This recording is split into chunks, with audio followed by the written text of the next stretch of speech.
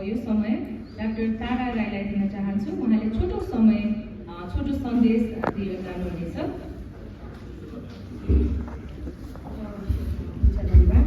आजको कार्यक्रमका हाम्रा अध्यक्षज्यू अनि प्रमुख दिदीहरू, आदरणीय पास्टरहरू, सबैजना उपस्थित हुनुभएका प्रमुखका जनहरूमा म छोटो कुरा के भन्छु भने सबै कुरा आइसकेको छ। हाम्रो सूचना मन्त्रीज्यू परिवर्तनको होइन गतिमा हामी आइरहेका छौँ र जिएनजीको हाम्रो मन्त्रीज्यू जगदीश खरेलज्यू हुनुहुन्छ। त्यस कारणले गर्दाखेरि जसरी हामी राईहरूको उधौली पर्व भयो अस्ति चण्डी, अनि राईहरूको महान चाड आज परेको हुँदा भनेर होइन एउटा नेपाली टेलिभिजनमा मजाले बजाइदिन्छ नि होइन, यहाँलाई शुभकामना भनेर।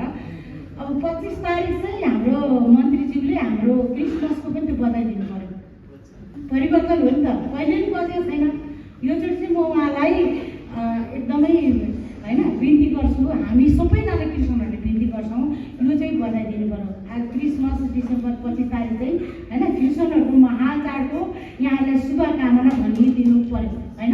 अर्को कुरो चाहिँ के भने हाम्रो प्रभु क्रिस्ट जन्मनु हुँदा समयलाई 2 भाग पारिदिनु पऱ्यो, एडी अन्य डोमिनियन र बिसी बिफोर क्राइस्ट।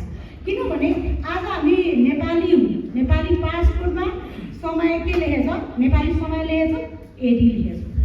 अमेरिकाको डोनाल्ड ट्रम्पको राष्ट्रपतिको पासपोर्टमा के लेखेछ, अमेरिकाको मिति लेखेको छ छैन, एडी लेखेको छ। कोरियाको, चाइनाको, तपाईँको इन्डियाको, रसियाको सबै पासपोर्टमा एडी लेखेको छ। नेपाली सम्वाद लेखेर तपाईँ अमेरिका उड्न चाहनुहुन्छ, घरतिर डिपोर्ट गरेर के अरे घर फिर्ता अभियान हुन्छ। त्यस कारणले गर्दाखेरि यो समयलाई नै 2 भाग पार्नु हुने राजाहरूको नि राजा अघि हाम्रा आदरणीय डाक्टर साहबहरूले भनिसक्नु भएको छ। जन्मनु भएको समयलाई यति संसारभरि है सबैले महान चाडलाई मान्दछ। नेपालमा नि पहिला राष्ट्रिय विधा थियो र अब सबैको हुन्छ। त्यस कारणले गर्दाखेरि हाम्रो देश नेपालमा पनि राष्ट्रिय विधा पनि आदरणीय मन्त्रीज्यूलाई म अनुरोध अनुरोध गर्दछु। यहाँले चाहिँ नि राष्ट्रिय विधा पनि हाम्रो क्रिस्चियनहरूको महान चाड क्रिसमसमा गरिदिनु पर्यो। पहिला थियो केपी ओली सरकार हुँदाखेरि कटौती भयो, यो जसरी पनि फेरि रेगुलर हुनुपर्छ भन्ने म चाहिँ यहाँसँग आग्रह गर्दछु। हुन्छ, धन्यवाद। यहाँहरू सबैले सुनिदिनु भएकोमा जय जय।